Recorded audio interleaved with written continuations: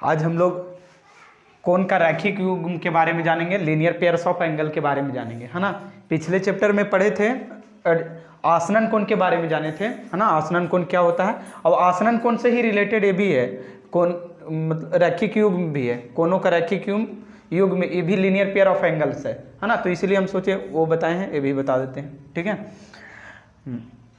आसनन कोण क्या हो, sorry linear pair of angle क्या होता है, कोनों का रैखिक युग्म क्या होते हैं। देखिए, ऐसे दो आसनन कोण जिसका योगफल 180 डिग्री हो उसे रैखिक युग्म के कोण कहते हैं। जैसे देखिए, ये एक लाइन खींचें और ये भी एक लाइन है, और इसमें हम एक अगर ये इंटरसेक्टिंग लाइन खींचें, है ना, ट्रांसवर्सल लाइन जिसको बोलते हैं, प्रतिच्छेदी रेखा, तो यहाँ पे क्या बनता है, लीनियर पेयर्स ऑफ एंगल बनता है। मतलब बोल सकते हैं कि टू एडजेसेंट एंगल का सम 180 डिग्री होगा, उसी को हम क्या बोलेंगे, कोनों का रैखिक युग्म बोलेंगे, यानी लीनियर पेयर्स ऑफ एंगल बोलते हैं, ठीक है। जैसे इसका मान लीजिए यहाँ सी है, यहाँ वो पॉइंट है, ये इसको अल्फा मान लिए, इसको बीटा मान लिए, तो अल्फा प्लस बीटा बराबर क्या होना चाहिए, 180 डिग्री होना चाहिए, है ना।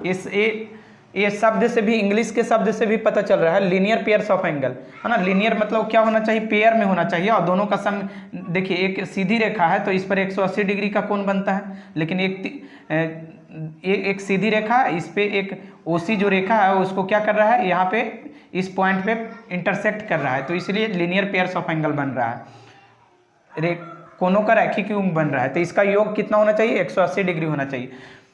कोनों को रैखिक युग्म होने के लिए क्या क्या कंडीशन होना चाहिए, है ना, रैखिक युग्म होने का शर्त क्या होना चाहिए, तो एक ही शीर्ष बिंदु होना चाहिए। देखिए, ये कोण अल्फा और कोण बीटा दो माने, तो कोण अल्फा के लिए भी शीर्ष ये है, वो है, और कोण बीटा के लिए भी शीर्ष वो है, एक ही शीर्ष बिंदु होना चाहिए। दोनों आसनन कोणों का योग 180 डिग्री होना चाहिए।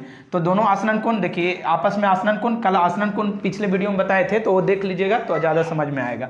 दोनों आसनन कोणों का योग कितना होना चाहिए, 180 डिग्री होना चाहिए। इसमें एक सरल रेखा होना अनिवार्य है। देखिए, एक सरल रेखा है, ये होना अनिवार्य है, तभी यहाँ पे लीनियर पेयर्स ऑफ एंगल बनेगा, यानी कोणों का रैखिक युग्म बनेगा।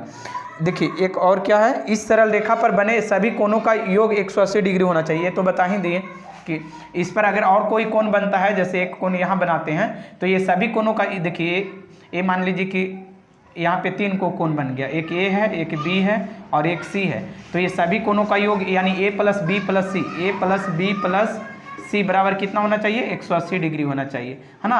अगर मान लो कि एक यहाँ पे और इसको यहाँ पे एक कोण और बना देते हैं, है ना, यहाँ पे एक लाइन खींच देते हैं, ए बी सी डी बना देते हैं, तो A plus B plus C plus D बराबर 180 डिग्री होना चाहिए। इसी को बोलते हैं कोनों का रैखिक युग्म बोलते हैं, यानी लीनियर पेयर्स ऑफ एंगल बोलते हैं, ठीक है।